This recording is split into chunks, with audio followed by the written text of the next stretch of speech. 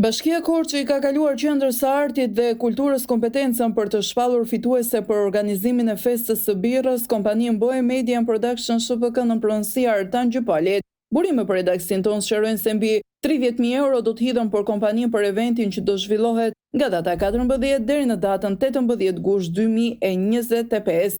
Sipas një denoncimi të mbërritur pranë redaksisë sonë, bëhet fjalë për një kompani që është themeluar vetëm një vit më parë dhe nuk ka asnjë përvojë të mëparshme në organizimin e aktiviteteve të kësaj përmase.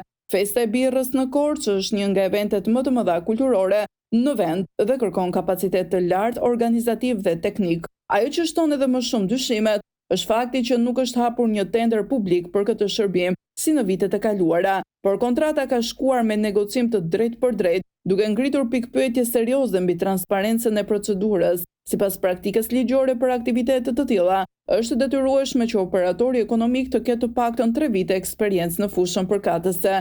Gjypali është i njohur në Tiranë si pronar i disa shpabeve pa lidhje të drejtë për drejtë me sektorin e organizimit të eventeve kulturore. Në mungesë të një gare të hapur dhe me fitues të përzgjedhur në rrethana të paqarta, qytetarët kanë të drejtë të ngrenë pyetje duke marrë parasysh për mangësitë në organizim. Festa e birrës është kthyer prej vitesh për kryebashkiakun e Korçës. Sotiraq filon si event për të shpërndarë fonde publike me klientelizëm që detyrimisht ngre pyetjen kush fshihet pas Gjypalit.